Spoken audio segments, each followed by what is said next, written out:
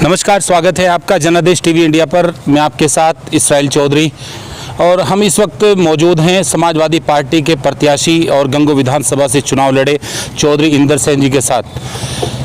पूरे दमखम के साथ 2022 का चुनाव लड़े और एक बार फिर मजबूत हौसलों के साथ और अपनी पूरी मजबूत टीम के साथ चुनावी समर में एक बार फिर कूद चुके हैं। विधान परिषद का चुनाव इस वक्त पूरे उत्तर प्रदेश में हो रहा है और अगर बात करें गठबंधन की तरफ से तो मोहम्मद आरिफ जोला जो गठबंधन के प्रत्याशी हैं वो आज झाड़वन फार्म हाउस पर पहुंचे थे और एक पूरे क्षेत्र से बीडीसी और प्रधानों की एक मीटिंग यहां पर बुलाई गई थी। उस मीटिंग में चौधरी इंदर सेन जी ने क्या क्या उनको एक जीत का मंत्र समझाया और अपने कार्यकर्ताओं के बलबूते और अपनी टीम को किस तरह से चुनाव में जुड़ने का आह्वान किया। सर, अभी आपके यहाँ मीटिंग हुई और उसमें प्रत्याशी गठबंधन के प्रत्याशी इस तरीके से पार पाएंगे। ये बात सही है कि पूरे प्रदेश के अंदर जिस तरीके से छीना झपटी करके एमएलसी के पर्चे भी छीने जा रहे हैं, फाड़े जा रहे हैं, जैसे जिला पंचायत में और पंचायत चुनाव क्षेत्र पंचायत में हुआ था वही इसमें भी देखने को मिल रहा है। लोकतंत्र नाम की चीज़ तो इसमें ख़त्म होती जा रही है और ये बैलेट पेपर से चुनाव होना है एमएलसी का। इस एमएलसी के चुनाव में जिला मुजफ्फरनगर, शामली और सहारनपुर यहाँ के वोट पड़ेंगे।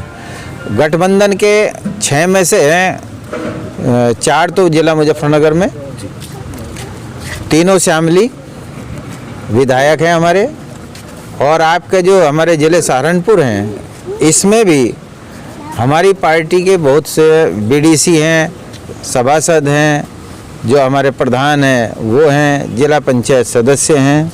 तो निश्चित रूप से गठबंधन प्रत्याशी यहाँ पर बहुत ही मजबूत स्थिति में है और चुनाव सही सलामत चुनाव होने पर, सही तरीके से लोकतांत्रिक व्यवस्था होने पर चुनाव बिल्कुल जीता जाएगा। बैलेट पेपर से पता लग जाएगा कि हाँ चुनाव किधर जा रहा है। यानी अगर आपके प्रत्याशी की जीत होती है तो बैलेट पेपर चुनाव है तो आप तो सीधा सीधा ये कहेंगे कि बैलेट पेपर से चुनाव हुआ, निष्पक्ष हुआ।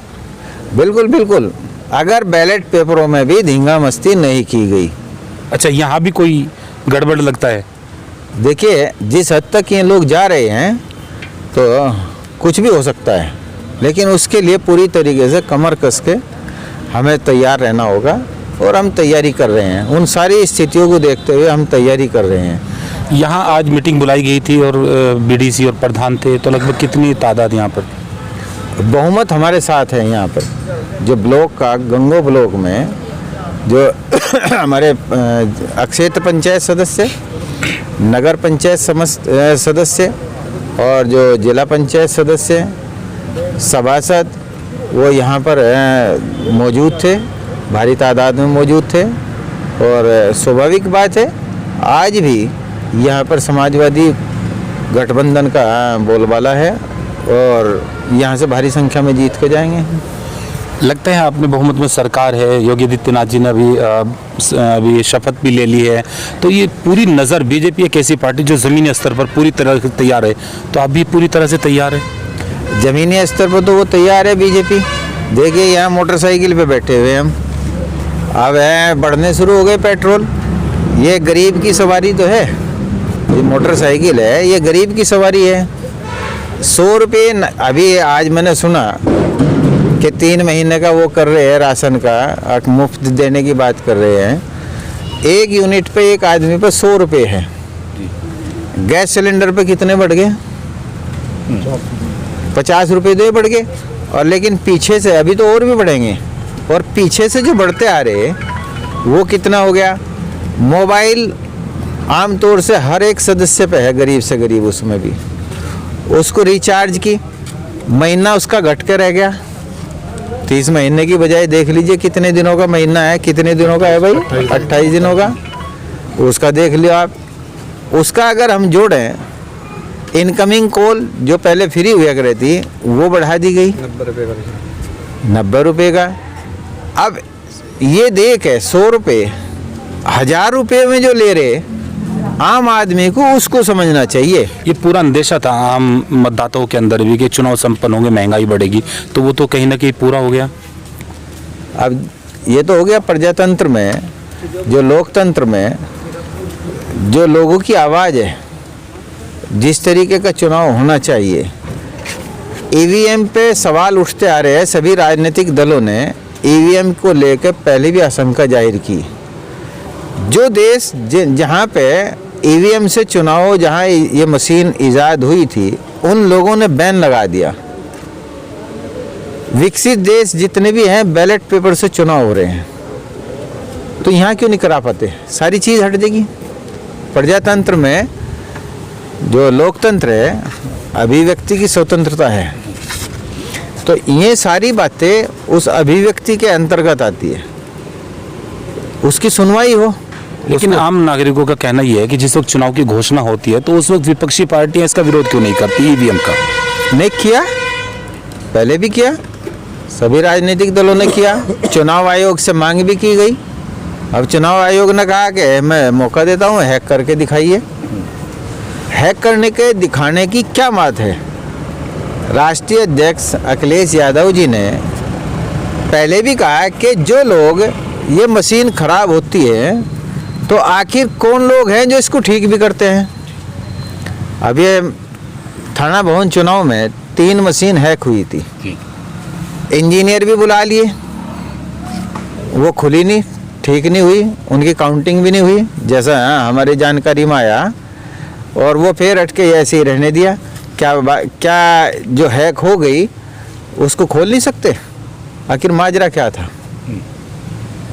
जब ये सारी चीज़ है, जो उन मशीनों में वोट हैं और वो हैक होगी, उनकी काउंटिंग नहीं हो रही, तो जिन लोगों ने वोट दिया तो उनका तो मताधिकार छीन लिया, तो क्यों नहीं बैन करते इसको? तो क्या लगता है इस विधान परिषद के चुनाव में एक जीत हासिल कर आप ये सत्ताधारी पार्टी को कोई बड़ा मैसेज देने का काम करेंगे? देखिए, भारतीय जनता पार्टी उत्तर प्रदेश में सरकार, इन्होंने शपथ ग्रहण की, दोबारा आई, तो इनको लोकतांत्रिक व्यवस्था के अंतर्गत लोगों की जो मूलभूत समस्याएं हैं उनके प्रति अपना ध्यान देना चाहिए। बदले की भावना से कोई भी कार्रवाई नहीं करनी चाहिए। महंगाई पे कंट्रोल करना चाहिए। जो महंगाई बढ़ती जा रही है कि चुनाव तक, एक तरफ तो ये कहें कि अंतर्राष्ट्रीय कीमतें जो हैं वो बढ़ेंगी घटेंगी, इसमें हमारा कोई हाथ नहीं है, तो जब ये चीज़ है तो चुनाव होने तक इन्होंने क्यों रोक कर रखा?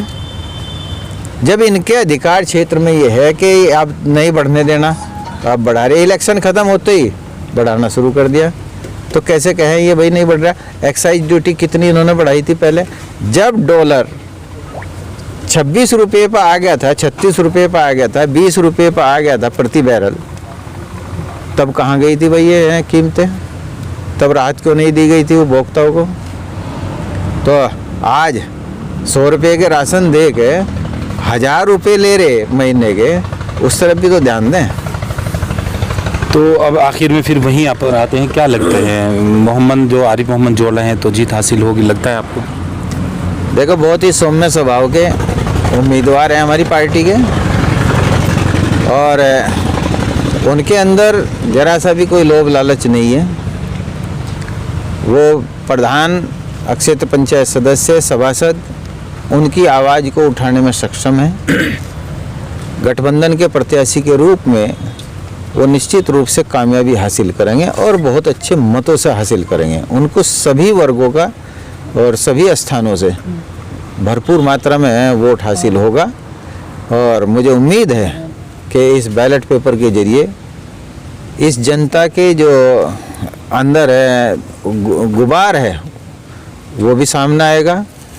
हालांकि जो सरकार है वो प्रशासन के जरिए प्रधानों पे जिस तरीके से ये पहले जिला पंचायत चुनाव में भी, पंचायत चुनाव में भी अनावश्यक दबाव बनाया गया था, तो मैं चुनाव आयोग से यही मांग करूँगा कि इस तरीके की किसी भी दुर्भावना से प्रेरित एक्शन को रोकने में आगे आए और लोकतांत्रिक व्यवस्था को मजबूत करने में सभी लोग अपना भूमिका निभाए और अपना सहयोग दें। ये थे हमारे साथ समाजवादी पार्टी के जो प्रत्याशी थे गंगो विधानसभा से, और बड़ी मजबूती के साथ इन्होंने अपनी बात रखी। महंगाई पर भी इन्होंने जो है कटाक्ष किया और बहुमत की सरकार पर भी इन्होंने उंगलियां उठाई, और इनका कहना साफ है कि चुनाव आयोग पूरी निष्पक्ष जो है इसमें नज़र रखे, और जो भी प्रत्याशी चुनावी मैदान में है उनका भरपूर तरीके से जो भी सहयोग हो उस तरीके से सहयोग चुनाव आयोग ने भी करना चाहिए। और कहीं ना कहीं एक बात तो बिल्कुल साफ है कि समाजवादी गठबंधन एक बार फिर पश्चिमी उत्तर प्रदेश में लग रहा है कि अपना जो वजूद है वो बचाने में कामयाब रहेगा। खासकर अगर हम गंगो विधानसभा की बात करें तो यहाँ पर मजबूत स्थिति के साथ चौधरी इंदर सेन मजबूत हौसलों के साथ और अपनी पूरी टीम के साथ चुनावी मैदान में एक बार फिर खड़े हो गए हैं। बने रहिए मेरे साथ। नमस्कार।